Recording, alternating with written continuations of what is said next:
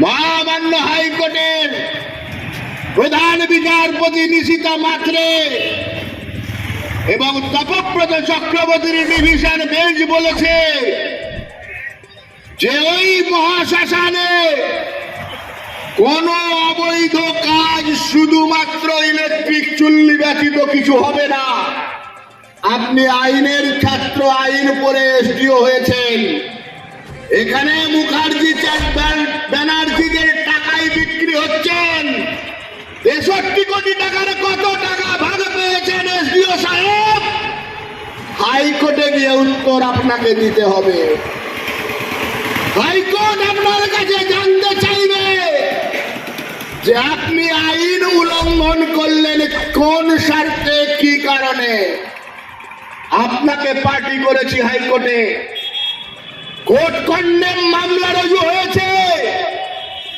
কোর্টের মামলা কোর্টেই বিচার হবে।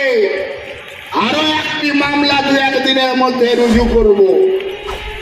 আমরা এলাকার গরিব মেহনতি মজদুর মানুষ, যারা দোকান করে খায়, যারা দিন আনে দিন খায়, তাদের কাছে ক্ষমা প্রার্থী। এই মুখার্জিদের কারণে আমাদেরকে সাপের লেজে পা দিয়েছে। ওরা জানে না আমরা কি করতে পারি। আমরা শেষ দেখে ছাড়ব, আইনের শাসন প্রতিষ্ঠা করব, মহাশ্মশানকে পরিষ্কার করব। কোন কারণে, কিসের উদ্দেশ্যে, কার অনুমতিতে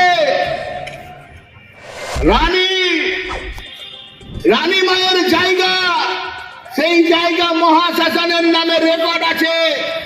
আপনি পিএইচি কে দিলেন, পিএইচি কে ট্যাঙ্কি তৈরি করতে দিলেন, গার্বেজ ট্যাঙ্কি, জলের ট্যাঙ্কি, নোংরা জল আসবে।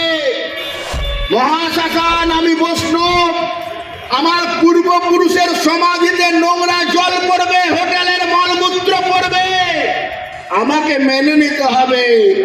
এসডিও সাহেব, ঘি মাখন খাওয়া মানুষ, আপনি এখানে এসে চুল্লু খাওয়াদের সঙ্গে আপনি নিজের ইমান বিক্রি করেছেন। এসডিও সাহেব, আপনাকে ছাড়বো না। কি ভাবছেন আমার শ্মশান মহাশ্মশান, সেই মহাশ্মশানের গার্বেজ ট্যাঙ্কিতে নোংরা জল পড়বে? আমরা হাত গুটিয়ে হাতে হাত দিয়ে মালা জপব, আপনি সেটা ভুলে যান। আমরা বলি, আমরা তোমার শান্তিপ্রিয় শান্ত ছেলে, প্রতিবাদ করতে জানি, শত্রু এলে অস্ত্র হাতে ধরতে জানি। তাই এসডিও সাহেব, আপনার টিআরটি অফিসের সামনে আমরা বিক্ষোভ করলাম। আমরা গণতান্ত্রিক পথে গণতান্ত্রিক আন্দোলন, ধর্ণা, ডেপুটেশন, আমি আমার মত প্রকাশ করব, সংসদে করব, বিধানসভায় করব, রাজপথে করব, রাস্তায় করব। আপনি আমার মত প্রকাশের যে অধিকার, সেখান থেকে বঞ্চিত করতে পারবেন না। আমি আমার আওয়াজ তুলব, আমি আমার কণ্ঠকে বুলন্দ করব। আমি পরিষ্কার ভাবে বলবো, হিন্দু হিত মে লড়েঙ্গে হাম, হিন্দুর হিতের জন্য আমরা লড়ব।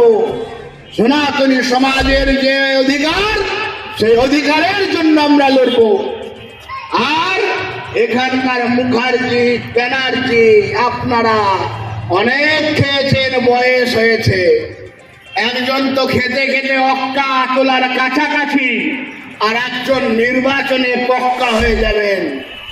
মা তারার বিচরণ ক্ষেত্র মহাশ্মশান, সেই শ্মশানে হাত দিয়েছেন, ছেড়ে কথা হবে না।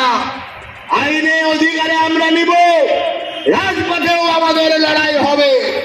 উচ্চ মাধ্যমিক পরীক্ষা চলছে। এসডিও সাহেব, তৈরি রাখুন আপনার পুলিশকে। আমরা আসছি এসডিও অফিস ঘেরাও করার জন্য। শুধুমাত্র উচ্চ মাধ্যমিক পরীক্ষাটা হোক, টাকার হিসাব নিতে আসবো। টিআরটি এর কত টাকার ভাগ চেয়েছেন, হিসাব দিতে হবে। এলাকার মানুষের উন্নয়নের টাকার কত টাকা ভাগ খাচ্ছেন, হিসাব দিতে হবে। আপনাকে কোন ব্যানার্জি মুখার্জি বাঁচায়, তাই দেখতে আসবো। আইনকে সম্মান জানিয়ে দেখতে আসবো। শুধু উচ্চ মাধ্যমিকটা পার হোক, মানুষকে নিয়ে মানুষের সাথে আন্দোলন সংগঠিত হবে রামপুরহাট শহরের বুকে। পিএইচডি ডিপার্টমেন্ট, পিএইচডি ডিপার্টমেন্ট আপনাকে লিগ্যাল